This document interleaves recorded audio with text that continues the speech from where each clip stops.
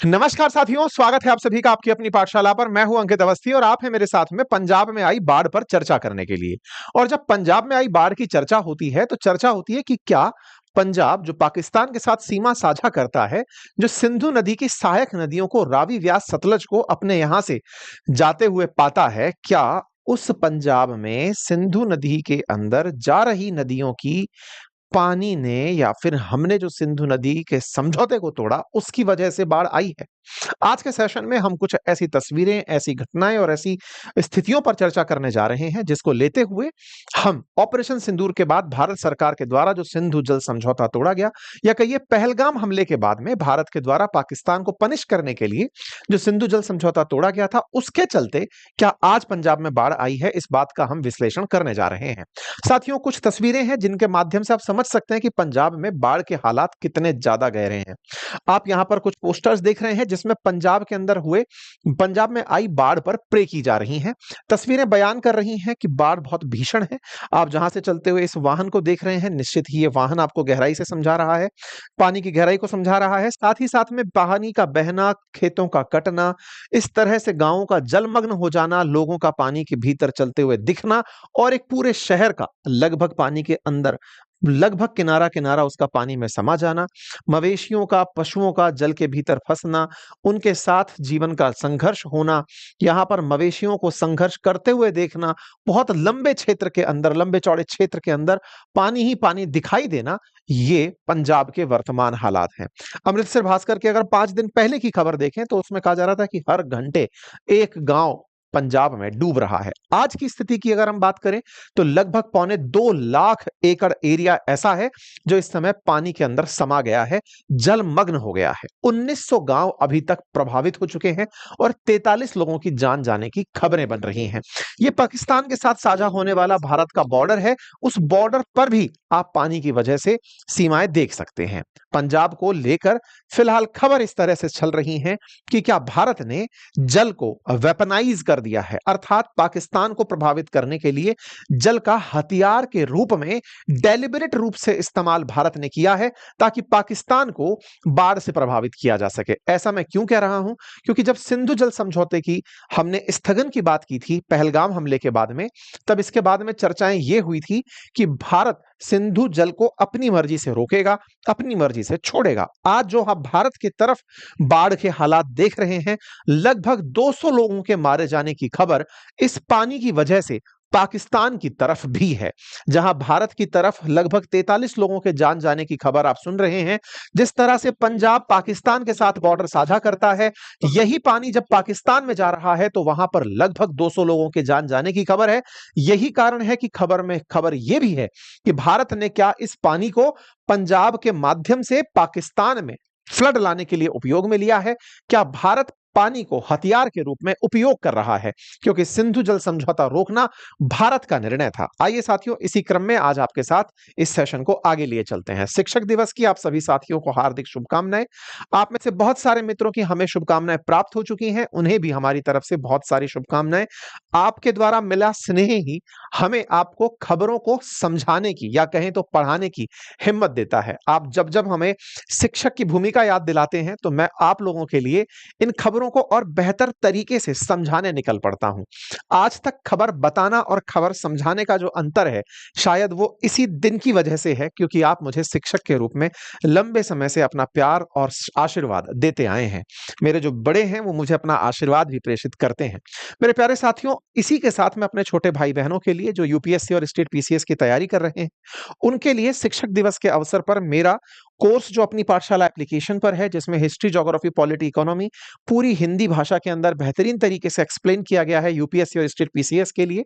आप उसे एक्सेस कर सकते हैं 1 साल की वैधता के साथ। लिंक कमेंट बॉक्स में है और जो वहां पढ़ाया गया है उसकी पुस्तकें उपलब्ध हैं, आप उन्हें घर बैठे मंगा सकते हैं। अब ये पुस्तकें हिंदी के साथ साथ अंग्रेजी में भी उपलब्ध हैं, आप इन्हें ऑर्डर कर सकते हैं।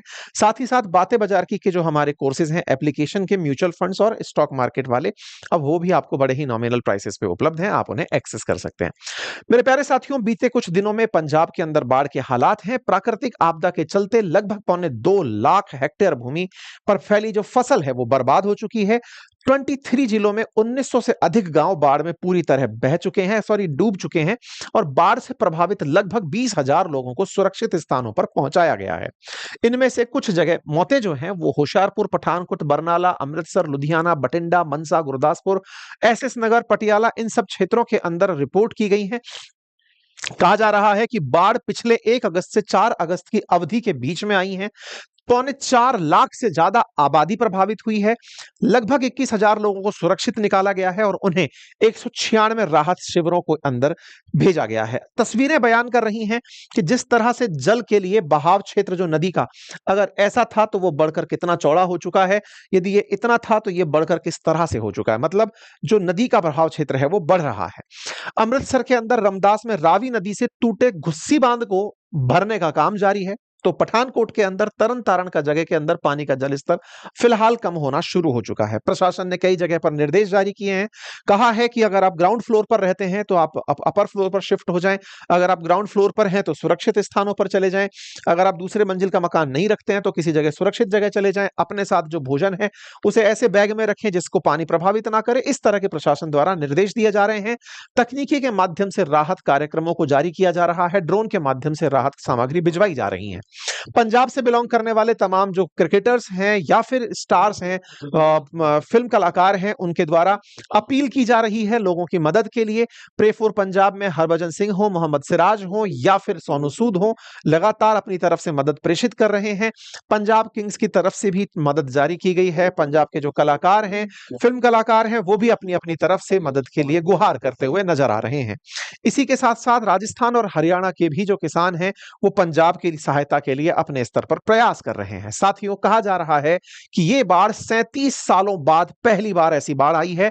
पिछली बार 1988 में ऐसी बाढ़ आई थी, अब उसके बाद यह बाढ़ आई है। और इस बाढ़ के आने के बाद पंजाब के मुख्यमंत्री भगवंत मान, जो कि आम आदमी पार्टी से हैं, पंजाब के अंदर और उसके साथ में सारे मंत्री, सांसद, विधायक, अफसर सभी लोग मिलकर के राहत सामग्री के लिए राहत बचाव कार्यक्रम को जारी कर रहे हैं। आप इन तस्वीरों से सरकार के द्वारा किए गए कार्य और उनकी समीक्षा होते हुए देख सकते हैं। सरकार के द्वारा अपने स्तर पर जो अपडेट दी जा रही हैं वो लगातार सोशल मीडिया पर एक्टिव हैं। भगवंत मान जी के द्वारा भी अपनी तरफ से चीफ मिनिस्टर्स रिलीफ फंड में कंट्रीब्यूट करने के लिए आह्वान किया गया है। भगवंत मान जी के द्वारा ट्विटर के माध्यम से जनता को अवेयर किया जा रहा है। तमाम पंजाब के अंदर जो बाढ़ पीड़ित हैं उनके लिए फंड रेज किया जा रहा है। अरविंद केजरीवाल जी के द्वारा भी पंजाब के अंदर दौरा किया गया है। तमाम प्रकार की जानकारियां इस समय मीडिया में चल रही हैं। राहुल गांधी जी द्वारा भी प्रधानमंत्री नरेंद्र मोदी जी से अपील की गई है कि पंजाब के लिए कुछ राहत कार्य करिए। सांसदों में से पप्पू यादव जी ने अपना 5 महीने का वेतन देने की बात की है। बीएसएफ जो है वो अपनी तरफ से राहत कार्य करने में लगी हुई है। आप इन तमाम तस्वीरों से हो रहे बचाव कार्यों का जायजा ले सकते हैं कि किस तरह से यहां पर बाढ़ के हालात बने हुए हैं। साथियों, जब आप ये बाढ़ के हालात देखते हैं तो सवाल दिमाग में पहला आता है।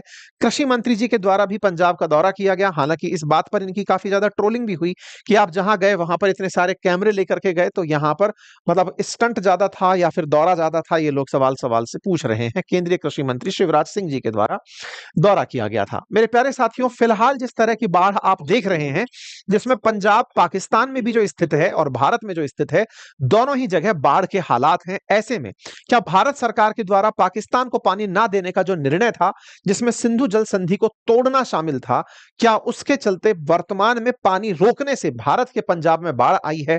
यह इस समय का सबसे ज्वलंत सवाल बना हुआ है। आप सभी को याद होगा 22 अप्रैल को पाकिस्तान द्वारा जो कायराना हमला किया गया था पहलगाम के अंदर पर्यटकों के साथ, उस हमले में भारत के जिन लोगों की जान गई थी, उसके बाद भारत सरकार ने पाकिस्तान पर कड़ी कार्रवाई करते हुए पाकिस्तान के साथ हुआ जो सिंधु जल समझौता था वो तोड़ दिया था। आप सभी को ध्यान होगा भारत के हिमालय से सिंधु नदी निकलकर पाकिस्तान में बहते हुए अरब सागर में गिरती है। सिंधु नदी के साथ 5 और सहायक नदियां भी हैं। सिंधु के साथ जहां एक तरफ इंडस बोले तो सिंधु, चेनाब और झेलम, ये 3 नदियां पाकिस्तान के लिए हैं। ठीक इसी तरह से रावी, व्यास और सतलज, इनका पानी भारत के लिए है। रावी, व्यास, सतलज का जो पानी है वो इस पंजाब के क्षेत्र से होकर सिंधु नदी में पाकिस्तान के अंदर जाकर मिलता है। कुल 6 नदियों का जो ये समूह है, जिसमें इंडस के साथ चेनाब और झेलम, 2 नदियां वो, और इसके बाद में 3 नदियां भारत वाली, ये मिलकर के 5 नदियों के बीच का जो क्षेत्र बनाती हैं। 2 नदियों के बीच के क्षेत्र को आब कहते हैं, 5 नदियों के बीच के क्षेत्र को पंजाब कहते हैं। ये सिंधु और उसकी सहायक नदियां भारत के पंजाब और पाकिस्तान के पंजाब होकर बहती हैं। भारत ने इन्हीं नदियों से जुड़ा हुआ जो समझौता था वो अपनी तरफ से तोड़ दिया था। अर्थात भारत से होकर के जो पंजाब से भारत से होकर के जो पाकिस्तान में नदियां जाएंगी, उसमें कितना पानी हमें लेना है, कितना पानी पाकिस्तान के लिए छोड़ना है, इसको हमने अपनी तरफ से कंट्रोल करना शुरू कर दिया था कि हम डिसाइड करेंगे। लेकिन अब सवाल यही बन रहा है कि भारत के द्वारा ये जो कंट्रोल किया गया था, यही तो कहीं हमारे लिए मुसीबत का कारण नहीं बन गया। ऐसा हम क्यों कह रहे हैं?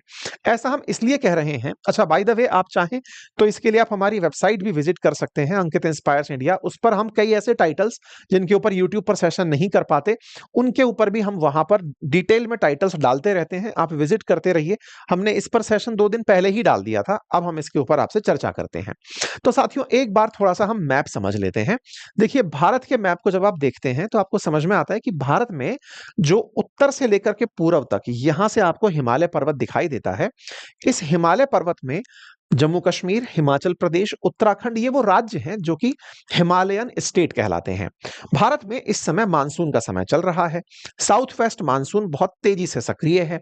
उस मानसून में अरब सागर से उठी हुई मानसून की जो पवनें हैं, वो जाकर के हिमालय से टकराती हैं, और जब ये टकराती हैं तो हिमाचल प्रदेश में जो हिमालय पर्वत है उसके साथ टकराने से इस क्षेत्र में बारिश बहुत तेजी से होती है। इसी वजह से इन दिनों जम्मू कश्मीर और हिमाचल प्रदेश में आप बादल फटने की खबर सुन रहे हैं, तेज बारिश की खबर सुन रहे हैं।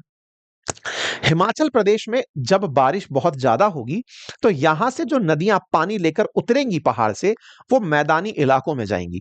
तो हिमाचल प्रदेश से उतरी हुई पानी की जो मात्रा है वो नीचे की तरफ पंजाब, क्योंकि रावी, व्यास और सतलज, ये तीनों नदियां हिमाचल से निकल करके पंजाब में एंट्री करती हैं। तो हिमाचल से पंजाब में जब ये एंट्री करती हैं तो अपने साथ लाया हुआ जो बाहरी पानी है, मात्रा जो पानी की ज्यादा है, उसके चलते पंजाब को प्रभावित करती हैं। तो अब आप पूछेंगे, तो ये तो बारिश के साथ ही साथ होना चाहिए, इतने दिनों तक क्यों हो रहा है? तो होता यूं है कि जब बारिश का पानी आता है तो पानी के वेग को रोकने के लिए और पानी को भविष्य के लिए सुरक्षित रखने के लिए हमने इन नदियों पर, रावी, व्यास और सतलज पर डैम बनाए हुए हैं। आप देखें तो ये रही रावी, ये रहा व्यास और ये रही सतलज, ठीक है। ये पंजाब के अंदर है। पंजाब की नदियों के बारे में अगर हम बात करें तो पंजाब के अंदर रावी, व्यास और सतलज, ये 3 नदियां हैं। रावी, व्यास, सतलज जो तीनों नदियां हैं, इन नदियों पर हमने डैम बनाए हुए हैं। ये डैम कुछ इस प्रकार से दिखाई पड़ते हैं। मैं आपको यहां पर एक बार के लिए दिखा देता हूं। जैसे हम यहां पर अगर दिखाएं तो व्यास के ऊपर पौंग डैम है और पंडोह डैम है। ऐसे ही जो सतलज नदी है इस पर भाखड़ा डैम है, और पंजाब के अंदर इसी पर नांगल डैम है। और ये जो भाखड़ा डैम है, इसी के ऊपर इसका रिजर्वायर है जिसका नाम गोविंद सागर डैम है। तो साथियों, ये जो आप व्यास रिवर देख रहे हैं, इस व्यास रिवर पर ही पौंग और पंडोह नाम से डैम दिखाई पड़ते हैं। तो एक बार वस्तु स्थिति को ध्यान से समझने का प्रयास करते हैं। हम बात कर रहे हैं हिमाचल प्रदेश से पंजाब में आ रही नदियों की। तो मैं फिर से एक बार आपको याद दिला दूं, जैसा मैंने आपसे कहा कि ये बात पूरी इंडस रिवर से जुड़ी है। इंडस रिवर जो पाकिस्तान में होकर के बह रही है, यहां से मतलब भारत से निकल करके ही पाकिस्तान जा रही है, उसी में जाकर के समझिए रावी, व्यास और सतलज जाकर के मिल रही हैं। मतलब व्यास और सतलज पहले मिल जाती हैं, फिर मिलकर के संयुक्त रूप से पाकिस्तान में जाती हैं। तो यहां से जब ये पाकिस्तान में जाती हैं तो पहले ये पंजाब भारत वाले क्षेत्र से जाती हैं, और फिर यही पंजाब पाकिस्तान के अंदर भी है। पाकिस्तान का जो पंजाब है वो उनका पूर्वी पंजाब कहलाता है। तो इस पंजाब के अंदर भारत से जो नदियां गई हैं वो ही जा रही होती हैं। लेकिन मुद्दा यही है कि रावी, व्यास, सतलज पहले भारत के पंजाब से होकर गुजरेंगी, ठीक है। अच्छा, भारत के पंजाब में रावी, व्यास, सतलज आपके सामने यहां पर है। इन्हीं पर डैम बने हुए हैं।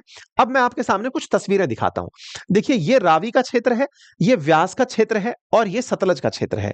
रावी, व्यास, सतलज के क्षेत्र को अगर आप ध्यान से देखें तो आप ये रियलाइज करेंगे कि इन क्षेत्रों के अंदर ये जो नदियां दिखाई दे रही हैं, इसकी वजह से ही आपको फ्लड के क्षेत्र दिखाई दे रहे हैं।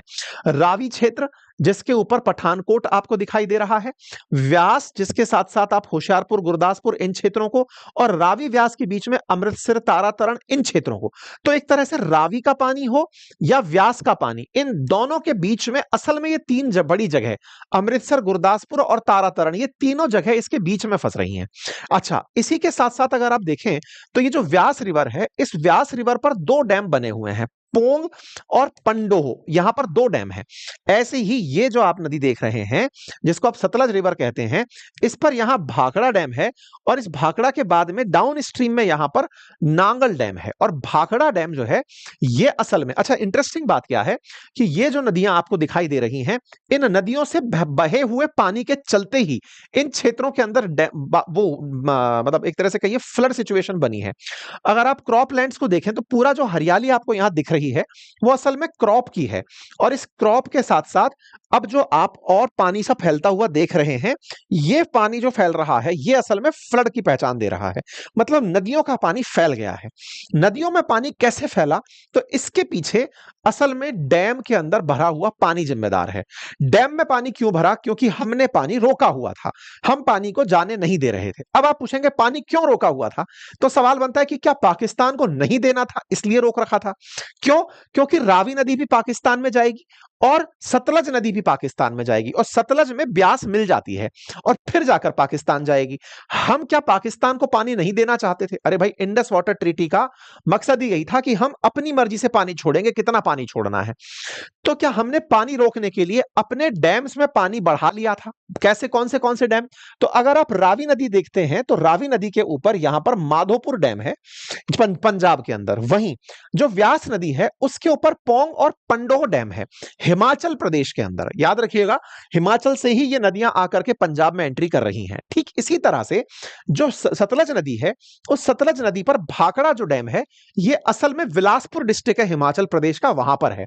और जहां पर भाखड़ा डैम है उसी का जो पानी इकट्ठा होता है वो हिमाचल प्रदेश के अंदर ही गोविंद सागर रिजर्वायर बना हुआ है।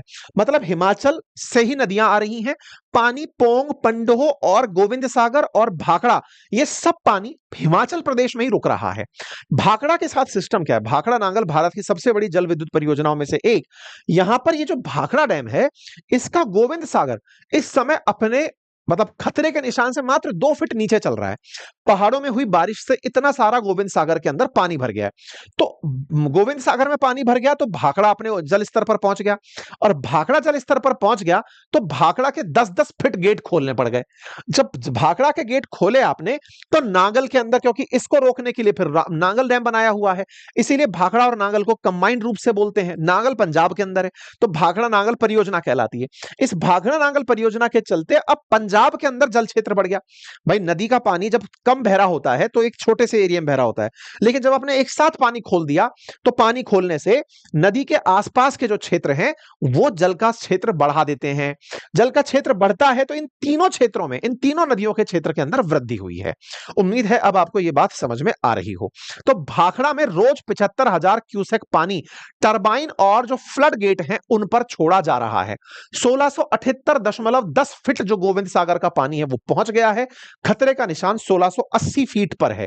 अब इतना जब ऊंचाई पर पहुंच गया है तो इसके चलते 75,000 क्यूसेक पानी रोज छोड़ा जा रहा है। इसी तरह से यहां से नांगल जो हाइडल नहर है और श्री आनंदपुर साहब हाइडल नहर है उसमें 9,000, जबकि सतलज दरिया में 57,000 क्यूसेक पानी छोड़ा जा रहा है सतलज नदी के अंदर, जिसकी वजह से 20 जगह नहर की जो मरम्मत है, जहां पर काम चल रहा था, वहां से पानी बाहर निकल गया है। ऐसे ही जो पोंग डैम है उसके अंदर भी जो जलाशय का स्तर है वो खतरे के निशान से 4 फीट ऊपर चल रहा है। पोंग कहां पर था? पोंग ये रहा व्यास रिवर के ऊपर, उसमें पानी खतरे के निशान से 4 फीट ऊपर चल रहा है। इसके चलते वहां 20,000 क्यूसेक पानी ज्यादा छोड़ा जा रहा है। तो पानी छोड़ने से जो नदी के क्षेत्र थे वहां पर पानी बहुत ज्यादा देर तक फैल गया है। ठीक है, तो इसके पीछे का बड़ा कारण क्या रहा? अब इस कारणों में आप कह सकते हैं कि पानी हमने पहले से रोका हुआ था, लेकिन वास्तविकता क्या है, हिमाचल में जैसे ही बारिश बहुत तेज हुई तो बारिश का पानी इन 3 नदियों के अंदर आकर के रुका। 3 नदियों में आना था, इस पर हमने डैम बनाए हुए थे, डैम अपने अपने खतरे के स्तर पर पहुंच गए तो हमें अब पानी छोड़ना पड़ा। तो हमने पहले शायद ये नहीं कैलकुलेट किया होगा, क्योंकि ऑब्वियस सी बात है, पहली प्राथमिकता हमारी होती है कि हम अपने डैम्स भर लें, डैम भर जाएंगे तब पानी छोड़ेंगे। और सामान्यतः सितंबर के मंथ तक पहुंचते पहुंचते मानसून कमजोर पड़ जाता है। हम ये मान के चलते हैं कि जुलाई तक बारिश खुलेगी, सितंबर के अंदर अगस्त के बाद सितंबर में आप एंट्री कर रहे हैं और बारिश लगातार बढ़ते चली जा रही है। तो बारिश का बढ़ना हमारे जल स्तर को क्रॉस करने जैसा हो गया, तो हमें छोड़ना पड़ा। पानी जब हमने छोड़ा तो पंजाब के उन क्षेत्रों के अंदर भीषण बाढ़ आ गई। लेकिन ये पानी अल्टीमेटली कहां जा रहा है? सतलज और रावी कहां जाएंगी? इंडस में मिलने, पाकिस्तान में। तो ये पानी अल्टीमेटली तो पाकिस्तान में जाएगा। तो पाकिस्तान का जो पंजाब वाला एरिया है वहां पर बाढ़ आ जा रही है।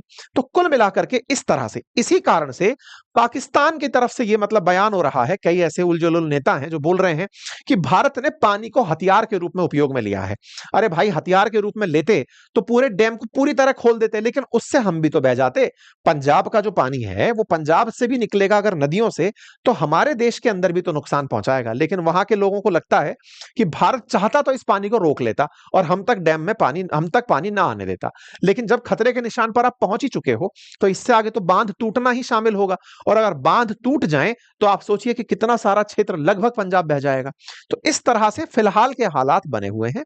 तो पाकिस्तान की तरफ से जो कहा जा रहा है कि पानी को भारत ने हथियार के रूप में उपयोग में लिया है, वास्तविकता यह है जी नहीं, ऐसा नहीं था। इवन भारत ने ह्यूमैनिटेरियन ग्राउंड पर इन लोगों को इन्फॉर्म कर दिया था कि भाई हमारे यहां पर जल स्तर बढ़ रहा है, हमें जल छोड़ना पड़ेगा और वो पानी आपके क्षेत्र में आएगा, आप लोग सतर्क रहिएगा। भारत ने अब तक भी मानवता दिखाई और भारत की इस मानवता को न्यूज में भी कवर किया गया था कि भारत की तरफ से जो खबर दिखाई गई उसके चलते पाकिस्तान को समय रहते इन्फॉर्म किया गया। लेकिन उसके बावजूद भी आप देखिए, India warn Pakistan of likely flooding in Sutlej. हमने इनको 2 तारीख को ही इन्फॉर्म कर दिया था कि भाई सतलज का पानी बढ़ रहा है, आपके यहां पर फ्लड आ सकती है। और हमने इस तरह से पानी को डेलिबरेटली नहीं छोड़ा है, हमारे यहां पर पानी जो है जल स्तर तक पहुंच गया है। खैर, उनको जो समझ में आए वो वैसे समझे। फिलहाल के लिए भारत की तरफ से जो जल छोड़ा गया, उस छोड़ने से भारत के पंजाब में भी और पाकिस्तान के पंजाब में भी बाढ़ के हालात बने। पाकिस्तान में ज्यादा लोगों की जान गई है, ऐसा मीडिया रिपोर्ट्स कह रही हैं। पाकिस्तान का ब्लेम है कि हमने इंडस वाटर ट्रीटी को अपनी तरफ से होल्ड किया हुआ है, इस कारण से ऐसा हुआ। वास्तविकता अगर देखी जाए तो इस समय जो हिमाचल क्षेत्र में हुई जो तेज बारिश है, उसके चलते बांधों का बड़ा जल स्तर है और बढ़े जल स्तर के कारण जब आपको जल छोड़ना पड़ा तो नदियों के अंदर जल स्तर बढ़ा और नदियों के जल स्तर के साथ साथ नदियों से जुड़ी हुई जो नहरें थी, उन नहरों में पानी बहुत छोड़ना पड़ा और जहां जहां स्तर से अधिक जल छोड़ दिया गया वहां नहरों में रिसाव पैदा हुआ और उन रिसाव से पंजाब के अंदर बाढ़ के हालात बन करके आए। तर्क सिर्फ इतना ही है, बाकी तो फिर जिसको जैसे समझना है। उम्मीद है आप सभी साथियों को कारण समझ में आया होगा। अगर जानकारी समझ आई हो तो अपने साथियों से अवश्य साझा करें। फिलहाल के लिए इतना ही। चैनल पर नए हैं तो सब्सक्राइब कर लें। फिर एक बार आप सभी को शिक्षक दिवस की हार्दिक शुभकामनाएं। हमारी तरफ से शिक्षक दिवस के अवसर पर ऑफर जारी है, आप इसका अपनी पाठशाला एप्लीकेशन और बातें बाजार के एप्लीकेशन पर लाभ ले सकते हैं। Thank you so much.